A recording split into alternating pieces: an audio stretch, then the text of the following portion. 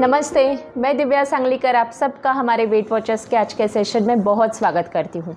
कैसे हो आप सब लोग? आई होप आप एकदम स्वस्थ हेल्दी हो और अपनी सेहत का बिल्कुल ख्याल रख रहे हो। जितने भी टिप्स हम यहाँ पे दे रहे हैं वो सब आप आजमा रहे हो। सो आज हम जानेंगे कि अगर आपको फूड क्रेविंग होता है तो इस फूड क्रेविंग को किस तरीके से आप स्टॉप कर सकते हो, इससे कैसे छुटकारा पा सकते हो। सो इससे पहले कि मैं आज के टिप्स और आज का जो पूरा ख़जाना है मेरे पास वो आपके साथ शेयर करूं, एक छोटा सा सवाल आपसे पूछना है। क्या आपको लगता है कि फूड क्रेविंग या फिर किसी भी मीठे का या फिर सॉल्टी खाने का क्रेविंग जो हमें होता है वो किसी विटामिन या मिनरल की डेफिशिएंसी के वजह से होता है? अगर आपका आंसर येस है तो नीचे कमेंट सेक्शन में येस लिख दीजिए, अगर नो है तो नो लिख दीजिए। इस वीडियो के एंड में मैं जो टिप्स आपको बताऊंगी उसमें इसका आंसर आपको ज़रूर बताऊंगी। सो इस वीडियो को आप एंड तक ज़रूर देखिए। सो फूड क्रेविंग ये टॉपिक ना इसलिए मैंने चुना बिकॉज़ जैसे बहुत सारे हफ्ते हो गए मैं वेट लॉस के बारे में बात करी हूँ, बट कुछ मेरे जो फ्रेंड्स हैं और जो क्लाइंट्स हैं उनकी तरफ से रिक्वेस्ट आई कि दिव्या ये सब तो ठीक है कि हमें मील्स प्लान करने हैं, फिर हमें प्रोटीन कितना लेना है, मेटाबॉलिज्म बढ़ाना है, बट कई बार मुझे मीठे का बहुत ज़्यादा क्रेविंग होता है, उसके लिए क्या करूं? सो आई थॉट कि ये वीडियो बनाना ही सबसे आसान ज़रिया है आपके क्वेश्चंस के आंसर देना, और इसलिए आज हम फूड क्रेविंग्स के बारे में बात करेंगे। सबसे पहले क्रेविंग होता क्या है? क्रेविंग होता है कि जब आपको कोई भी चीज़ खाने की बहुत ज़्यादा इच्छा हो रही हो, है ना, आपका मन उससे डिस्ट्रैक्ट हो, मतलब आप मान लो पढ़ाई कर रहे हो, आप आपका ऑफिस का काम कर रहे हो और आपको उसमें डिस्ट्रैक्शन हो रहा है और आपका माइंड हमेशा आपको बता रहा है कि मुझे ये खाना है, ये खाना है। सो ये होता है क्रेविंग।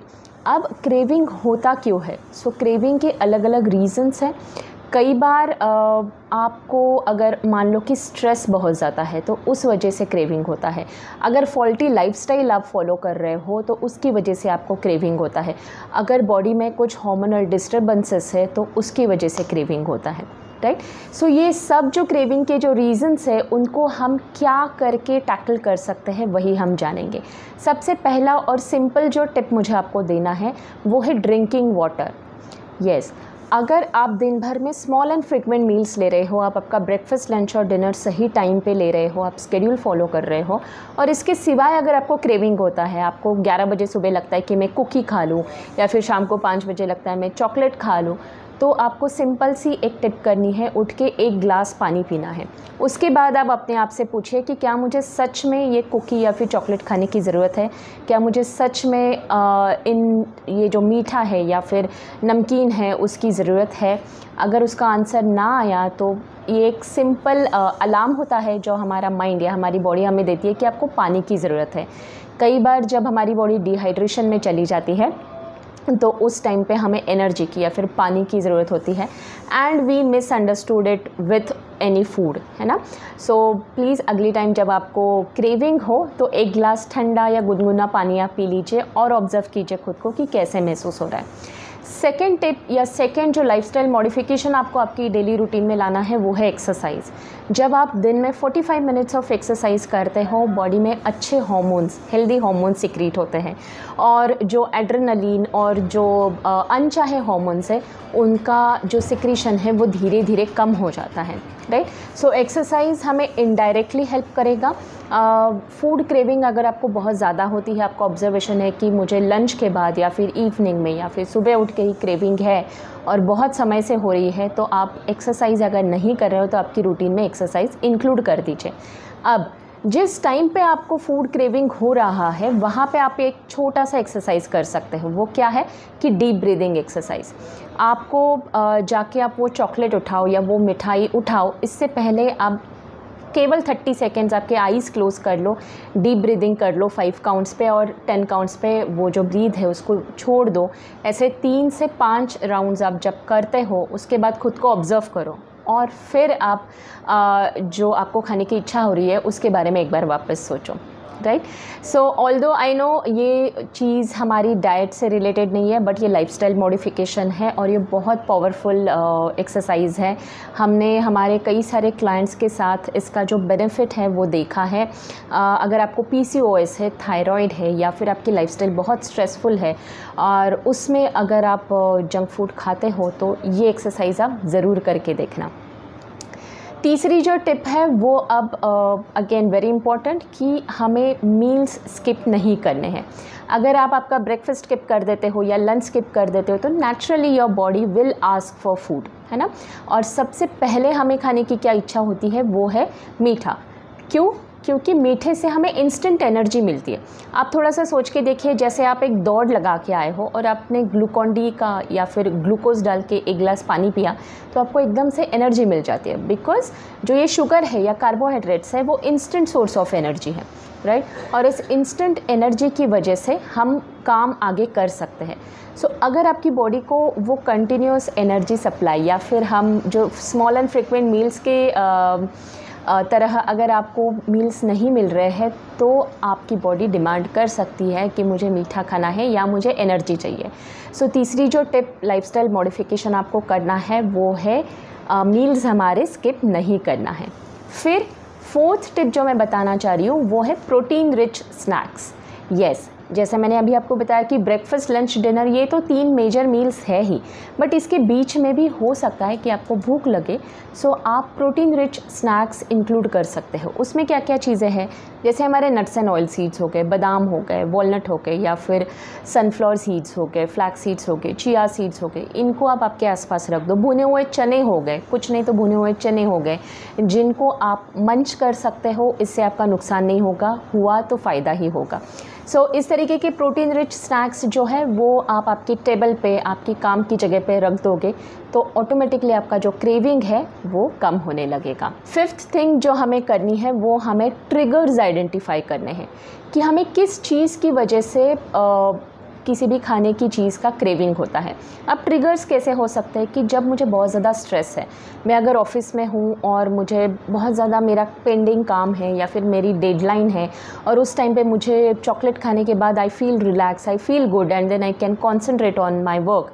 अगर इस तरीके का आपका अप्रोच है तो वो एक ट्रिगर है, वो एक स्ट्रेस है।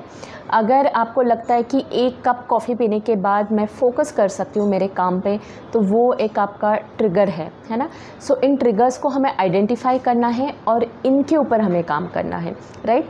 कैसे काम करना है? तो हमें स्ट्रेस मैनेज करने के लिए सीखना है, हमें जो हमारे ट्रिगर्स हैं उनको मिनिमाइज़ करने के लिए सीखना है। और यही आगे चल के मैं मेरी अगली टिप में बताने वाली थी कि आपको आपका स्ट्रेस जो है उसको कंट्रोल करने के लिए सीखना है। अब स्ट्रेस कंट्रोल कैसे करोगे? आप आपकी जब चीज़ें प्लान करोगे या फिर आप जब आपके बहुत इंपॉर्टेंट काम है उनको लिख लोगे और प्लानिंग के साथ साथ इनको एग्जीक्यूट करोगे तो ऑटोमेटिकली आपकी स्ट्रेस लेवल जो है वो कम होने लगेगी। स्ट्रेस लेवल कम करने के लिए एक बहुत अहम हिस्सा होता है, जो बहुत एक इम्पॉर्टेंट चीज़ रोल प्ले करती है, वो है आपकी नींद।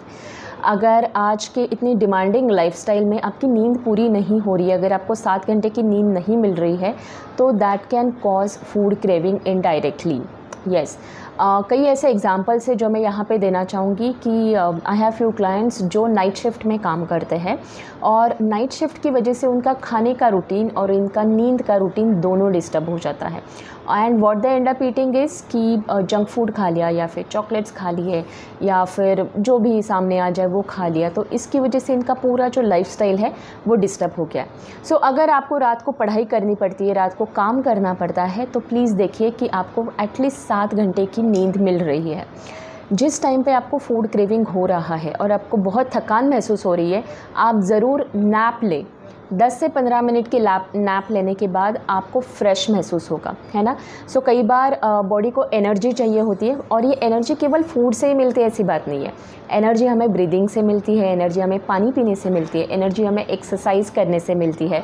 सो हमें अलग अलग एनर्जी सोर्सेस की हमारी एग्जैक्टली रिक्वायरमेंट उस टाइम पे क्या है उसको आइडेंटिफाई करना है और केवल उसी के ऊपर फोकस करना है। अब आते हैं मेरे लास्ट टिप की तरफ, जो कि मैंने आपको स्टार्टिंग में क्वेश्चन पूछा था कि क्या हमें जो फूड क्रेविंग होता है वो किसी विटामिन या मिनरल की डेफिशिएंसी की वजह से होता है क्या? और इसका आंसर है येस। अगर हमारी डाइट में इनफ विटामिन्स और मिनरल्स नहीं है तो उसकी वजह से हमें फूड क्रेविंग्स हो सकते हैं। अब सिंपल सी टिप है, अगर आपको लंबे समय तक फूड क्रेविंग से आप परेशान हो तो आप आपकी रूटीन में बी कॉम्प्लेक्स विटामिन्स ऐड कर दीजिए। आप बी कॉम्प्लेक्स रिच फ्रूट्स और वेजिटेबल्स और जितने भी होल ग्रेन्स हैं, जैसे दलिया हो गया, ब्रान हो गया, वीट ब्रान हो गया, ओट ब्रान हो गया, फिर होल ग्रेन्स हो गए, लेग्यूम्स हो गए, स्प्राउट्स हो गए, इनको आप इंक्लूड करोगे तो इनकी वजह से आपका बी विटामिन का जो इंटेक है वो इम्प्रूव हो जाएगा।